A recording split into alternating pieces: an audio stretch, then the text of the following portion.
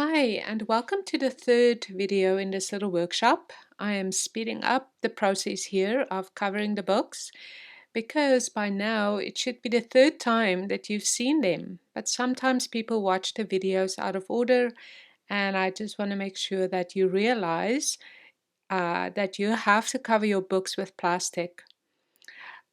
Especially the parts that does not need any paint or epoxy resin or sticky things on it. So I just use a sheet of vapor barrier. I buy it at Rona for 30 bucks, and I just cut pieces of 11 by 11 inches, and that way you can just grab your book before you start anything and cover it. Right, so now we're going to start our process. First of all, I'm going to spray paint the cover with the Pebeo white spray paint.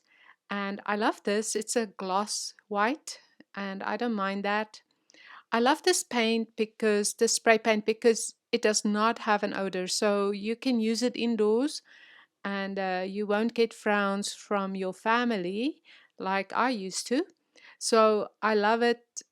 It's also acrylic and just lovely to work with. I have multiple colors as I will show you in the materials video. Right, so here I'm just spraying the top part a little more and I'm going to let the books dry upright, and that way the paint will flow a little. Don't let it fall over. Yeah, Wilna. Anyway, so now you just want to wait till it's dry. Here you can see it's not perfect, and I kind of love the mark making that's happening on that page already. Now I'm using Liquitex acrylic ink, and I'm just going to splatter a little bit of the acrylic ink on the cover. The paint is not 100% dry. Sorry, I lied. It's not 100% dried, but it's tacky dry. So I'm just going to add some drops, and now I'm just going to start and have a little fun with it.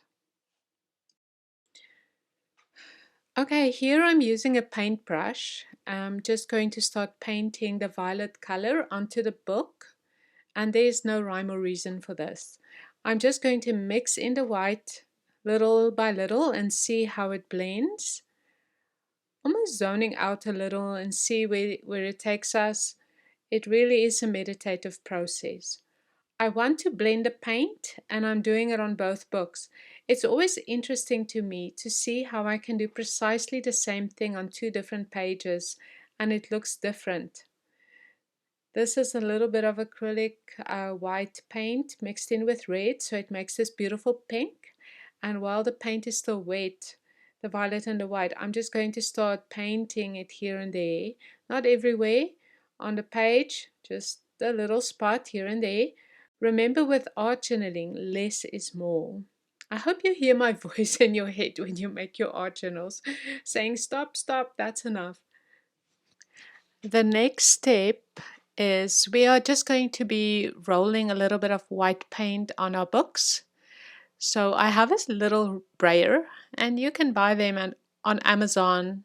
And I just want to bring back a little bit of texture on it. And I'm just going to roll a little bit of heavy body Liquitex paint on there. Again, my media is still wet, so I'm just going to dry it a little bit, and then I'm going to do both at the same time if I can manage this dexterity here. So I'm just going to add a little paint, and even if it's imperfect, it's going to be beautiful, the texture on it. Spraying a little bit of beautiful lime green through the stencil. It's a Tim Holtz stencil, and it's absolutely one of my favorite ones. I actually have a newer version of this stencil somewhere, and maybe that is why this one didn't spray really well. But the next one will. I'm layering it with mint green. So it's again going to be this beautiful layering of colors. I'm starting with mint spray paint on the second book, and then I'm just going to add a little bit of the lime green spray paint. You can see how pretty that is. And now we're gonna go wild and do orange spray paint on through a text stencil. In your downloads, you do have one of my favorite text stencils, and you can just print and cut one with cardstock. And by now, you probably figured out how much I love text as texture, especially on art journal pages, because I think art journaling is inherently a textual practice. And that is my little philosophy for this video. Okay, adding my illustrations to the pages. So actually just a quick word on the illustrations. I hand paint all of these. I paint them separately with watercolors, and then I put them together in digital bouquets, and there are 10 different bouquets for you. So if you make 10 art journals, you can use a different little bouquet for every journal.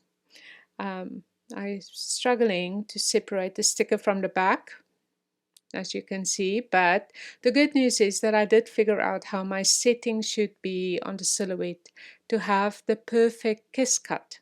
And the exact number settings will be in the material lesson for you. I really wanted to find a way to bring back that beautiful violet, deep violet color, and I decided to be very brave and just put this dark violet color, layering it on top in a wash. So I'm using the acrylic ink, deep violet, and now I'm just adding lots of water to this, and I'm just going to paint it over the bottom half of my journals. And you can see lots and lots of water. Don't be afraid, and just give it a beautiful wash. What I love that's happening here is how the bottom part of the what I've done already is showing up. A little bit of resisting of the ink, but again, you can see very cautiously how I'm just doing it here and there. I don't want to cover everything with the ink. And now we're just going to let this dry, and then we'll work it a little more. Now that this part is dry, we are just going to start.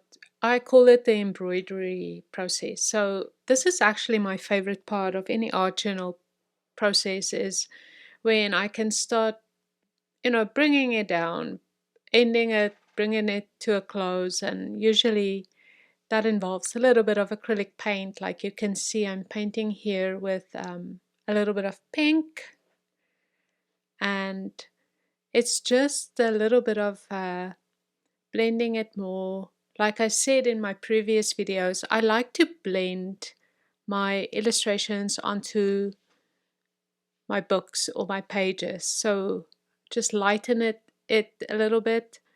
I have a palette just off screen here that I use. It's a butcher's tray and I love it. You can buy them on Amazon, and I highly recommend using those for palettes, because you just soak it in water and then you remove the paint with a paper towel, and then you're good to go. It's lovely, especially if you work with acrylic paint. Here's a little mark making with white paint. It's being a little wild there. And yeah, again, it's a very intuitive process. It's always mindful of texture and marks and layers. And then I'm just going to spray paint a little bit with through the stencil that you have available in your class, and pluses on one side and X's on the other side, and nozzles that's clogged. It's just a never-ending story.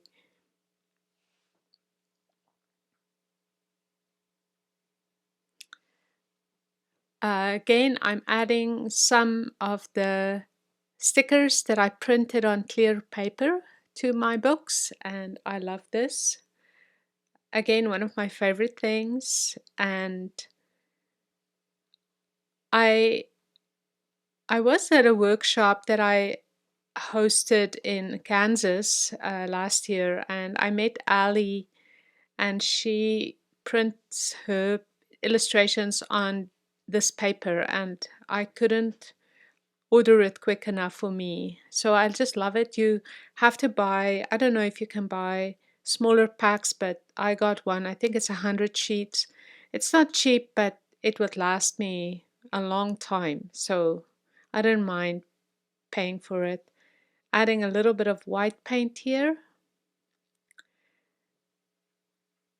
And yeah, I'm kind of so in love with these books, these two. I love them all, but I kind of love them. I did not show you how I added those flourishes. Again, sometimes I just don't video it. I There's so much going on that I forget a step, but you know how to layer your stencils with colors now. So you can just try it. Okay, we're almost done with our journals. Just one more little thing. We are just going to add more marks with spray paint. And for this one, I'm just going to use pink. I love those little triangles, and I'm just looking where to put the next stencil. And that's sometimes the most challenging part. And then a little of the stripes, and I think that's it. We are ready to coat our books, and I really want to refer you to video 1 and 2 where I explain the process very well. And so for this one, I don't want to take it out of the video, but I'm not going to walk you through it verbally, but I'm going to just let you watch it visually, and I'm going to play you a little music.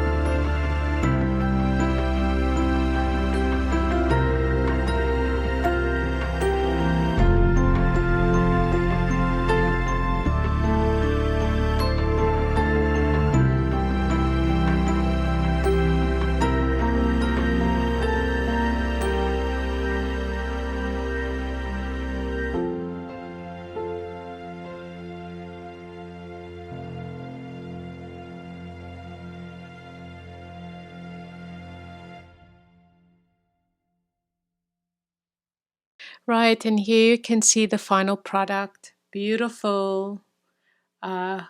finish with the resin. You can see that little hardware I added to that book to hook a pen on. You can buy those off Amazon as well. And then this beautiful rose gold clip, also Amazon find, and just gorgeous, gorgeous finish. I couldn't love them more, and I find that the finish, the epoxy finish, really pulls everything together for me. Even if it felt a little busy, it just calms it down, and I don't know, I just love these so much, and I hope with all my heart that you try one and just see how satisfying it is to make an art journal book cover for your journals. Well, that's it for video 3, and I will show you the final process in the following video, video 4. And until then, bye.